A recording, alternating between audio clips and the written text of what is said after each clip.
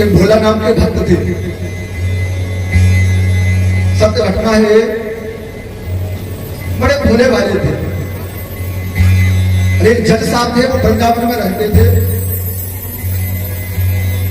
वृंदावन में सभी मंदिर के चरणों का बाहर से ही दर्शन करके प्रणाम करते थे। कोई भोला नाम के भक्त, इनकी एक कन्या थी विवाह की योग्य, थोड़ा धन का अभाव था। ध्यान देना, आधा घंटा मन लगा के बैठे रहो, बस ज्यादा नहीं, आधा घंटा में कथा के बाद आरती करेंगे। ठीक, मुझे मालूम है समय का अभाव है, आप लोगों को भोजन की व्यवस्था भी करनी है।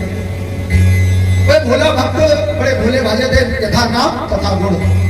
कन्या विवाह की योग्य हुई, बेटे से सलाह की, बेटी विवाह की योग्य हो गई है, धन का अभाव है। पिताजी ऐसा करो, ये साहूकार है, उन साहूकार से कुछ धन हम उधार ले लेते हैं। समझ में आ रही है? साहूकार से धन हम उधार ले लेते हैं और कमा करके दे देंगे आगे चल करके। ये भोला भक्त साहूकार के पास गया, प्रणाम किया, कुछ धन की व्यवस्था करनी है आपको, ठीक है। ये ब्याज पे धन उठाते थे। साहूकार ने धन दे दिया, या भोला ने अपनी पुत्री का विवाह किया। कुछ समय के बाद में पिता और पुत्र ने धन कमा करके उस साहूकार का चुकता कर दिया। अब साहूकार ने एक रसीद दी, चुकता की। किसी प्रकार से वो भोला व्यक्ति उस रसीद को वहीं छोड़ करके अपने घर आ गया। साहूकार के मन में पाप आ गया, मैं अभी से और धन ले सकता हूं, अधर्म आ गया। अतः कुछ समय व्यतीत हुए, साहूकार ने एक दिन भोला को बुलाया और कहने लगे, अरे भोला, तुम्हारे पास में हमारा कुछ धन शेष रह गया है, उसे अभी आपने नहीं दिया है, कब दोगे? भोला कहने लगा, मैंने तो सारा धन चुकता कर दिया। कोई प्रमाण दिखाइए, चुकता की रसीद दिखाइए आप। वो तो नहीं पता कहां। साहूकार ने केस दायर कर दिया, अमुक नाम के व्यक्ति ने मेरे से धन लिया, वापस नहीं किया।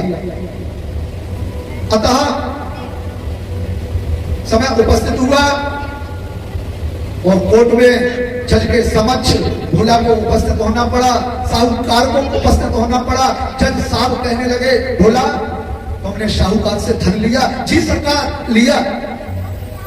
साहूकार को तुमने धन वापस किया? जी सरकार, वापस किया। जज साहब कहने लगे, कोई प्रमाण है? भोला कहने लगा, राघव जाने। जज साहब ने तारीख बढ़ा दी, उस पर लिख दिया, अगली तारीख में राघव के लिए उपस्थित किया जाएगा। अतः समय उपस्थित हुआ, अर्दली को भेजा, जाकर के भोला के अमुक गांव में और राघव के लिए वारंट दिए जाए कि तुम्हें अदालत में गवाही के लिए उपस्थित होना है। अब अर्दली पूरे गांव में घूमा, गली गली में घूमा, भैया कोई राघव नाम का व्यक्ति है, उसे गवाही देने के लिए पहुंचना है। सबने मना कर दिया, हमें नहीं मालूम, हमें नहीं मालूम। अंत में एक व्यक्ति ने कहा, भैया यह राघव नाम का तो कोई व्यक्ति नहीं है, परंतु राघव मंदिर तो है। अभी भोला तो भोला ही है, बेचारा भगवान से प्रार्थना करने लगा, इस सेठ का कैसे भला होगा, ये तो दूसरी बार धन लेने के लिए लालियत हो रहा है, प्रभु मेरी रक्षा कर।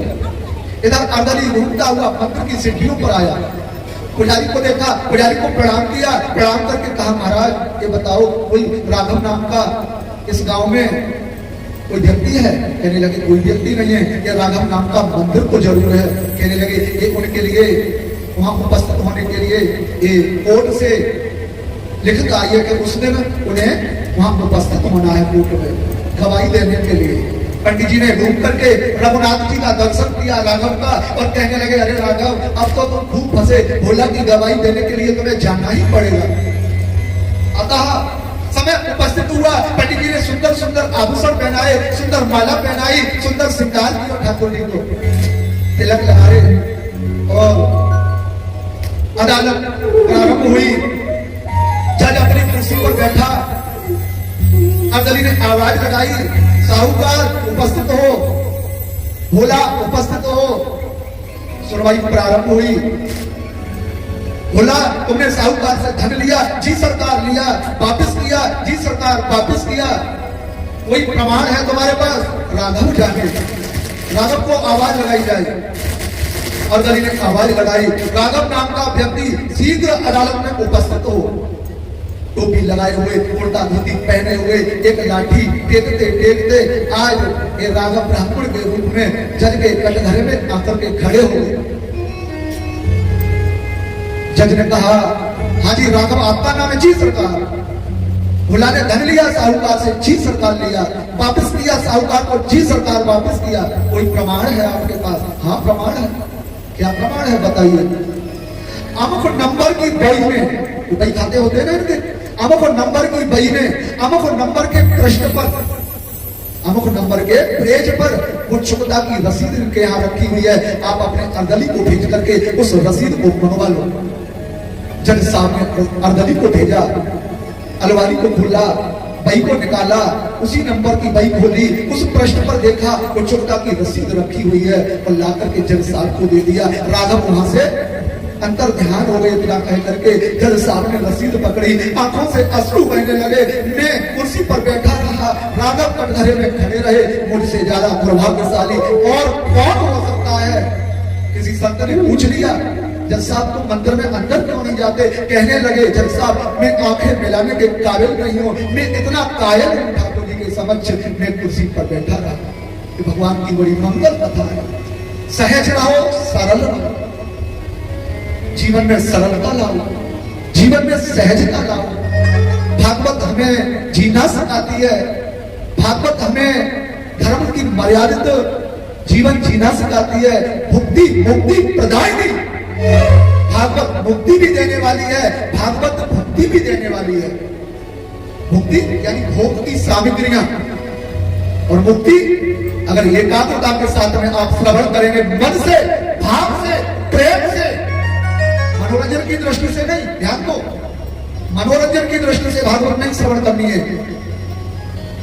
भागवत को मन से, भाव से, प्रेम से, ठाकुर जी मैं तेरा और तू मेरा, बस।